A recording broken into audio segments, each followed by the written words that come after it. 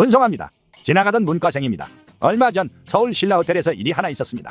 11월에 신라호텔에서 예정되어 있던 결혼식을 신라호텔 측이 일방적으로 취소한 것인데 그 사유가 국가 행사였다고 하죠. 이게 중국과 연관된 것으로 보여 논란이 일고 있습니다. 신라호텔이 말한 국가 행사란 것은 경주에서 개최되는 에이펙 정상회의로 경주에서 이것 때문에 바가지 요금 받았다가 얼마 전에 뉴스에 올라 대책에 까였던 그겁니다. 트럼프가 한국의 에이펙 회의에서 시진핑이랑 노가리 깔 거라고 소식을 전했던 바, 여기에 시진핑과 트럼프가 둘 다 참석할 것으로 보여 화제가 되고 있습니다. 개최 장소는 경주인데 논란이 된 곳은 서울이니까 이건 귀빈 투숙객 때문에 벌어진 일일 텐데, 트럼프는 하얏트 호텔에 머물 예정으로 알려져 있고 실제로 트럼프는 늘 하얏트 호텔을 선호했단 말이죠.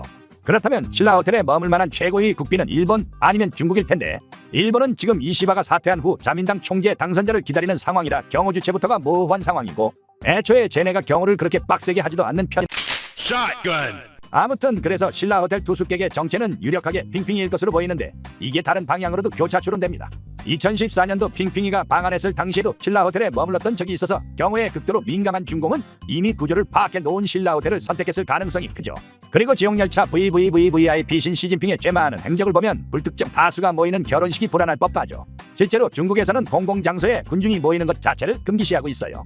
그런 행보를 보면 신라호텔 결혼식 취소의 배후는 아무래도 여기인 게 거의 확실해 보입니다.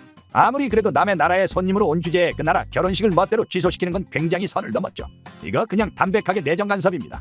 그래서 논란이 된 것이죠. 그래서 이걸 막지 못했거나 동조했을 것이 유력한 이재명 정부에 대해 비판의 목소리가 높아지던 찰나 대본을 쓰는 오늘인 9월 24일 여당은 우리 정부는 해당 호텔에 결혼식 취소를 요청한 바 없다 라고 선을 그었습니다. 그리고 이에 대해 의혹을 제기한 야당 측에 사과까지 요구했죠. 사과해요 나한테! 그런데 관전 포인트는 여기죠. 최초 보도에서 신라호텔 측은 이 일방적 취소가 정부 요청에 따른 것이었다고 밝혔는데, 논란이 일자 뒤늦게 킹실은 이렇습니다를 시전한다. 뭔가 익숙하죠? 아니 저 해명이 옳다치고 그렇다면 최초 단독 보도에서 정부 요청이라고 밝힌 신라호텔은 어줍잖게 정부를 빨래질하려 했다는 건데 말이 안 되죠. 신라호텔이 뭐 토끼 새끼 마냥 안전가옥에 간땡이 예치해 두고 다닌답니까? 애초에 저런 과잉 이전을 요구했다는 사실을 몰랐다면 그것도 문제입니다. 시진핑이 대한민국 정부 패싱하고 다이렉트로 우리 국적사 호텔에 이래라 저래라 명령했다는 거 아닙니까?